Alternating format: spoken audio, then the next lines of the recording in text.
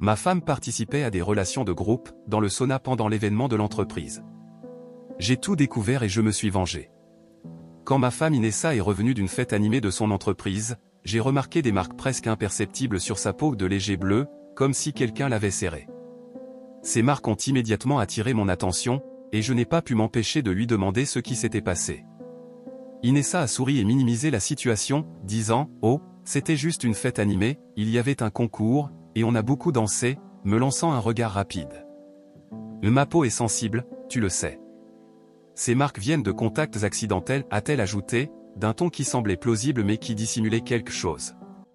Ce n'était pas son premier événement d'entreprise, mais cette fois-ci, la fête avait eu lieu dans un complexe hôtelier pour célébrer l'anniversaire du directeur de l'entreprise. Inessa travaillait dans une société financière, donc l'entreprise pouvait se permettre une fête aussi grandiose, digne d'un rêve.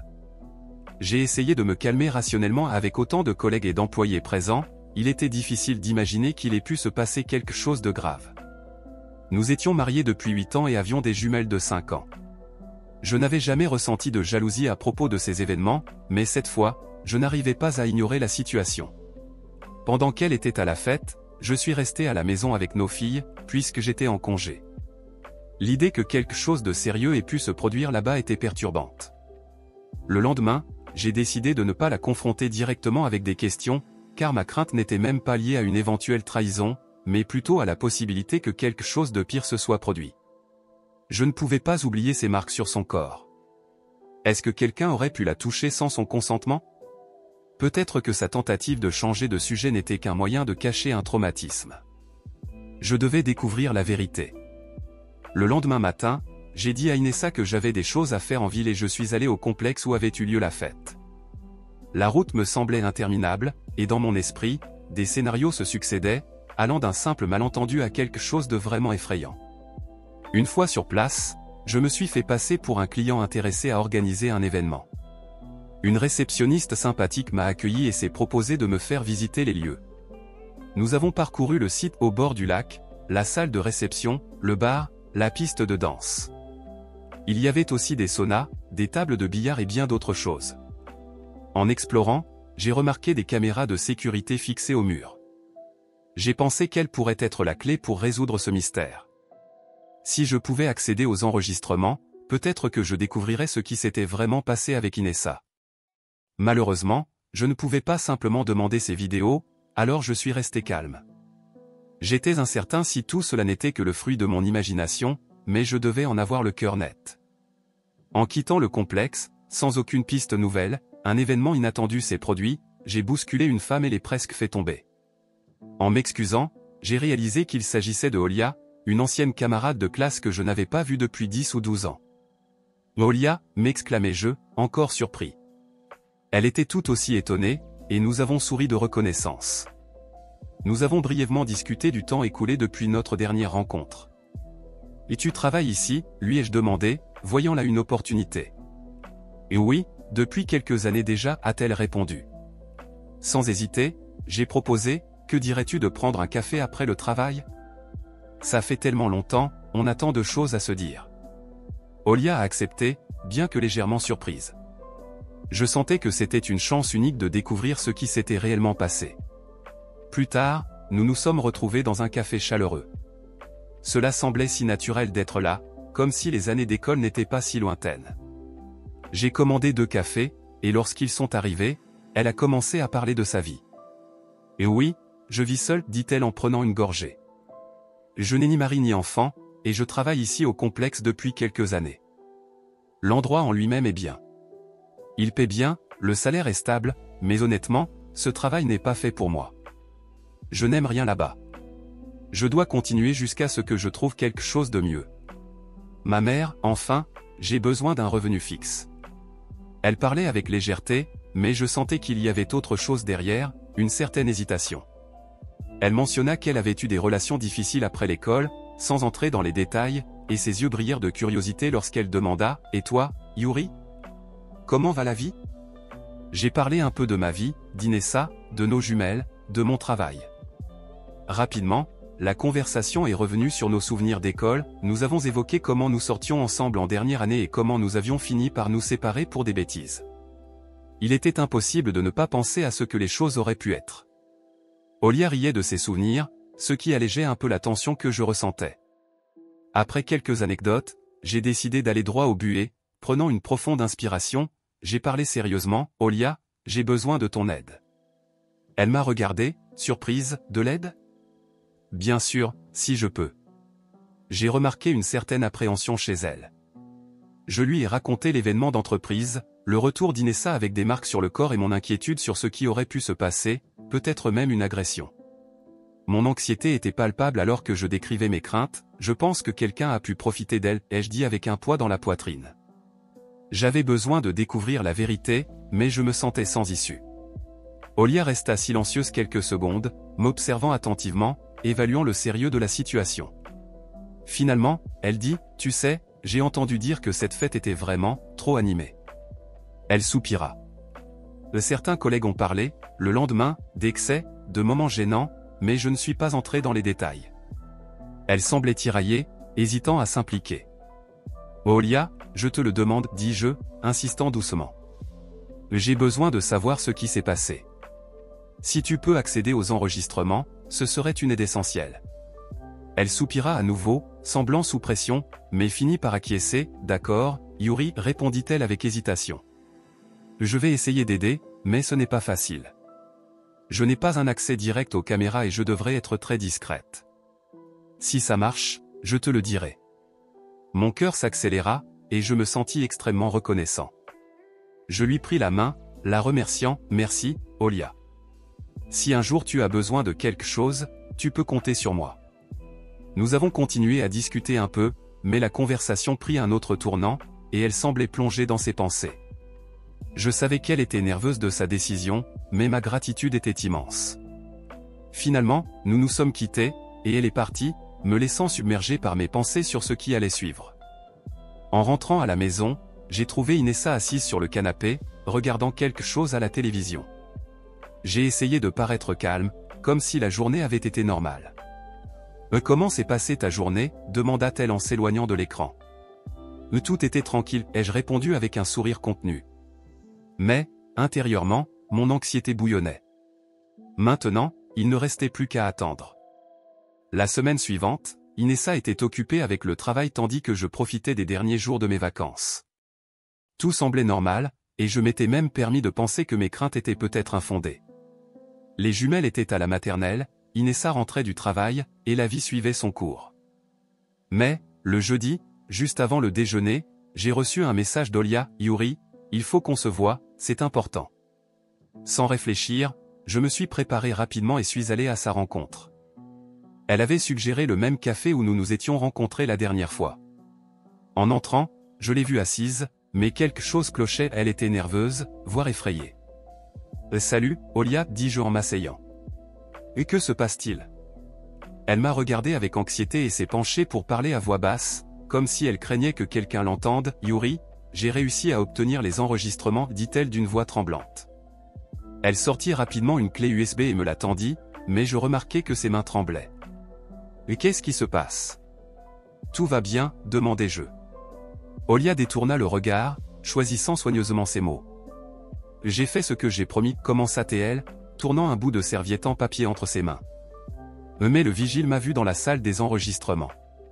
Il n'aurait pas dû, mais j'ai été imprudente. Mon corps se tendit, essayant de comprendre où cela menait. « Et qu'est-ce que cela signifie ?» Elle murmura, presque inaudiblement, « Il me fait chanter. Il dit que, si je ne respecte pas ces conditions, il informera les autorités et je serai licencié dans un scandale. J'ai besoin de ce travail. Tu sais quelle est sa condition ? » Je savais déjà que j'allais entendre quelque chose de répugnant, mais je ne pouvais m'empêcher de demander. Olia hésita, puis répondit sans lever les yeux, « Il veut que je couche avec lui. » À cet instant, j'ai eu l'impression que la terre disparaissait sous mes pieds. Tout cela était de ma faute. Je lui avais demandé de l'aide, et maintenant, elle se retrouvait dans une situation terrifiante. « Olia, non, dis-je en lui serrant la main. Mais tu ne dois pas faire ça.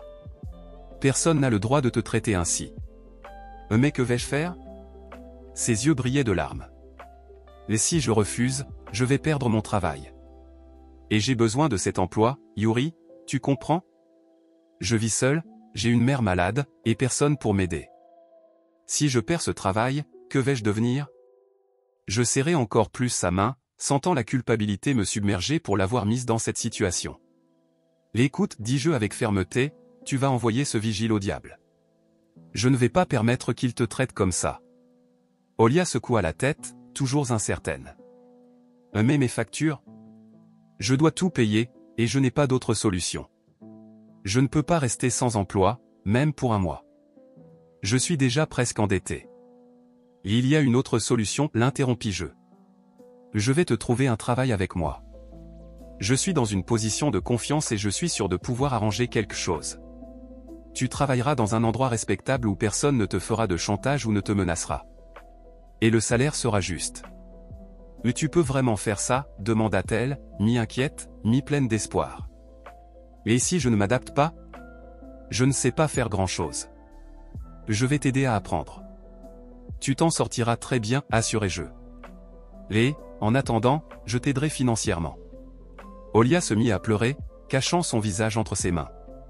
Ses épaules tremblaient sous l'effet de son chagrin contenu, et je réalisais à quel point elle était au bord de l'effondrement. Je savais que je devais la soutenir coûte que coûte. Merci, Yuri, dit-elle entre deux sanglots. Je ne m'attendais pas à ce que les choses se résolvent aussi vite. Tout ira bien, répétai-je, essayant de paraître confiant. Mais tu es forte. Nous allons régler ça ensemble. Et pour ce vigile, s'il le faut, je m'occuperai de lui personnellement. Nous sommes restés un moment à parler, mais Olia semblait toujours abattue. Avant de partir, je lui ai assuré qu'elle pouvait compter sur moi. Et s'il continue de te menacer, je vais m'en occuper. De retour à la maison, j'ai essayé de rester calme. J'avais encore du temps pour visionner les enregistrements, mais, honnêtement, j'avais peur de regarder. J'étais déjà assez nerveux, alors j'ai décidé de repousser cela au lendemain. La meilleure chose à faire était d'appeler mon chef et de demander s'il y avait des postes disponibles. Dmitrich, toujours enthousiaste, a mentionné qu'Anna, de mon département, allait démissionner parce que son mari déménageait dans une autre ville. Parfait, ai-je répondu. J'ai une remplaçante de confiance. Dmitrich était surpris, mais satisfait. Il m'a dit qu'on en discuterait à mon retour au travail. J'avais hâte d'y être. J'ai passé la soirée agitée, immergé dans mes pensées sur ce qui avait pu se passer à cette fête. Inessa et les enfants, heureusement, ne semblaient pas remarquer mon anxiété. Je faisais de mon mieux pour rester calme en apparence, même si j'étais complètement tendu à l'intérieur. Le vendredi, quand Inessa est partie travailler et que les filles étaient à la crèche, j'ai enfin pris mon ordinateur portable et inséré la clé USB. Mes mains tremblaient en ouvrant les fichiers des enregistrements. Je ne savais pas à quoi m'attendre, mais, à chaque minute qui passait, ma tension ne faisait qu'augmenter. Les vidéos montraient le début de la fête, des rires, de la musique, beaucoup d'alcool et des jeux. Ma femme semblait heureuse, détendue et légèrement ivre, mais encore dans les limites. Cependant, au fil de la soirée, l'atmosphère a commencé à changer. L'alcool coulait à flot, et les jeux devenaient de plus en plus osés et provoquants. L'ambiance était visiblement en train de chauffer. Je me suis arrêté en voyant le moment où Inessa, riant et visiblement éméchée, dansait avec certains collègues. Son comportement devenait de plus en plus désinhibé, ses mouvements étaient bien trop audacieux, terriblement provoquants. Je ne l'avais jamais vue ainsi. Elle laissait les autres s'approcher d'elle avec une grande intimité, tout en gardant un sourire éclatant sur son visage. Mais le vrai cauchemar a commencé après. Inessa et une collègue de travail, accompagnée de 2 hommes, sont entrés dans un sauna. La caméra captait l'entrée, et, à travers la porte vitrée, on ne pouvait voir qu'une petite partie de la pièce. Mon cœur battait à tout rompre. Je ne pouvais pas détourner les yeux de l'écran, même en sachant que je n'étais pas prêt à voir ce qui allait suivre. La première à entrer était Inessa, toujours en train de rire et d'échanger des blagues avec les hommes. Derrière elle, sa collègue, suivie des 2 hommes. Je suis devenu encore plus tendu en voyant ma femme s'appuyer contre la porte vitrée, commençant à bouger de manière rythmée. Derrière elle, l'un des hommes semblait extrêmement proche. Je ne pouvais pas détacher mes yeux de son visage. Elle n'exprimait ni peur ni résistance, au contraire, elle semblait s'amuser. Peu après, 2 autres hommes se sont approchés du sauna. Le premier, en ouvrant la porte, a immédiatement retiré sa serviette et rejoint le groupe, accueilli par les rires et l'attitude accueillante d'Inessa. Alors, ils se sont déplacés vers une zone de la pièce où la caméra ne pouvait plus filmer, et mon cœur s'est brisé de douleur. Après un moment, tout le monde est sorti du sauna. Inessa avait l'air détendue et satisfaite, un sourire radieux sur le visage, enlaçant deux des hommes avant de repartir boire plus d'alcool. À cet instant, j'ai tout compris, dans le sauna, il ne se détendait pas simplement. Inessa, son amie et 4 hommes, c'était une relation de groupe. Et, à en juger par son expression, c'était consenti. Mes mains tremblaient lorsque j'ai refermé l'ordinateur portable, tandis qu'une vague de colère, de douleur et de désespoir m'envahissait. Après avoir regardé la vidéo, j'ai pris une décision, j'ai rapidement rassemblé les affaires des filles, je suis allé les chercher à la crèche et les ai emmenées chez leur grand-mère. J'ai expliqué à ma mère que j'avais des affaires urgentes à régler avec Inessa et lui ai demandé de s'occuper des jumelles pendant quelques jours. Elle n'a posé aucune question, sentant mon agitation, et s'est contentée d'acquiescer en me tapotant l'épaule en signe de soutien. J'étais reconnaissant pour son silence.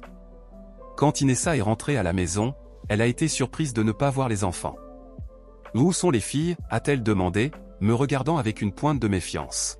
« Je les ai emmenées chez ma mère pour quelques jours », ai-je répondu d'un ton contrôlé, cachant la tempête qui faisait rage en moi. « Nous devons parler. » Inessa s'est figée, sentant clairement que quelque chose n'allait pas, mais a essayé de rester calme. « De quoi veux-tu parler ?» a-t-elle demandé prudemment en s'asseyant sur le canapé. J'ai pris une chaise et me suis assis en face d'elle, la colère bouillonnant, mais j'ai décidé de commencer en lui laissant une chance de s'expliquer. De l'événement de l'entreprise, ai-je dit calmement, observant sa réaction. De ce qui s'est passé là-bas, des marques que j'ai remarquées quand tu es rentré à la maison. Son visage a légèrement tressailli, mais elle s'est rapidement ressaisie. Tu sais, il y avait des jeux, des danses, la fête était très animée. Peut-être que ce sont des contacts accidentels. Des contacts accidentels, ai-je répété, serrant les poings de colère. Et Inessa, arrête de mentir. Je connais la vérité. Mais elle a continué à jouer le même jeu. Quelle vérité? Sa voix était encore sereine, mais je pouvais percevoir sa tension croissante. J'ai serré les poings encore plus fort. Je sais ce qui s'est passé dans le sauna, ai-je déclaré, sentant mon sang se glacer dans mes veines. Je sais pour cette relation de groupe au toit, plus 4 hommes. Arrête d'essayer de cacher la vérité. Le visage d'Inessa est devenu livide, elle a bondi du canapé, les yeux brillants d'un mélange de peur et d'indignation. Qu'est-ce qui s'est passé dans le sauna, a-t-elle crié, confuse, essayant de se justifier. J'étais ivre, je ne me souviens de rien de mal. Tu ne te souviens pas, ai-je demandé avec sarcasme, à peine capable de contenir ma colère. Alors, comment expliques-tu ça? J'ai pris l'ordinateur portable et lui ai montré un extrait de la vidéo, la partie où elle s'appuyait contre la porte du sauna, puis lorsque les autres hommes sont apparus. Sur l'enregistrement, son visage ne montrait aucune peur. Elle était complètement lucide et semblait presque heureuse. Elle est restée paralysée en voyant cela. « Ce n'est pas ce que tu crois », a-t-elle commencé à dire encore, mais sa voix était faible, comme si elle comprenait que toutes ces tentatives de mensonge s'effondraient sous mes yeux. « Ce n'est pas ce que je crois », ai-je crié, incapable de contenir ma rage. « Mais tu es là, heureuse et satisfaite, avec un homme derrière toi. Et tu veux me dire que tu ne savais pas ce que tu faisais ?» Inessa a essayé une fois de plus de se justifier. « J'étais sous l'effet de l'alcool, je ne voulais pas ça, c'était juste un accident, ils ont profité du moment. » Profiter, ai-je presque rugi, sentant ma colère monter encore plus. « J'ai vu ton visage, Inessa. Tu étais satisfaite de ce qui se passait. Tu as accueilli avec plaisir ceux qui sont entrés après. Et ensuite, tu as enlacé ces hommes, ri, tu étais heureuse. Et tu n'étais pas si ivre que ça pour ne pas te rendre compte. Tout était intentionnel et prémédité. Nous avons commencé à crier l'un sur l'autre comme jamais auparavant. Je répétais la même question, pourquoi as-tu fait ça? Mais Inessa esquivait, avec des excuses de plus en plus fragiles, essayant de me convaincre que c'était une erreur, qu'elle ne savait pas ce qu'elle faisait. Alors, plein de rage, j'ai lâché, tu n'as même pas utilisé de protection, j'imagine. Ou bien tu t'en fiches? Maintenant, je dois m'attendre à un enfant de l'un de ces 4-là. Cela l'a frappé comme un coup de poing, le visage d'Inessa est devenu rouge, et elle a explosé. Paranoïaque, a-t-elle crié, incapable de contenir plus ses émotions. Et tu es un mari ennuyeux et monotone. Tu ne me laisses jamais me sentir vivante, et là, à cette fête, je me suis enfin sentie comme une reine, pas juste ton épouse ennuyeuse. Ces mots étaient répugnants, je pouvais à peine croire ce que j'entendais. Reine? C'est ainsi que tu justifies ta trahison. Reine, ai-je murmuré, m'approchant d'elle. Mais tu as détruit tout ce que nous avions pour ça juste pour te sentir reine une nuit? Les femmes comme ça ne s'appellent pas des reines, elles ont d'autres noms. Elle se tenait devant moi, respirant lourdement, comme si elle avait libéré toute l'amertume cachée. Mais tu ne comprends tout simplement pas, a-t-elle poursuivi. Mais tu n'as jamais compris. Je suis fatigué d'être seulement une épouse et une mère. Je voulais, au moins une fois, me sentir désiré et libre. Je ne pouvais plus supporter ces absurdités. Poing serré par la douleur, j'ai crié, nous allons divorcer, Inessa. Je ne veux plus vivre avec toi. Elle est restée silencieuse, le visage déformé par un mélange de peur et de colère, avant de lâcher, et alors? J'ai fait une erreur une fois, tout le monde trompe. Yur, tu as probablement une maîtresse toi aussi, tu es juste doué pour le cacher. Après ces paroles, j'ai réaffirmé que le divorce était inévitable et que c'était sa faute. Dévorée par la rage, elle a éclaté en larmes, sombrant dans une crise.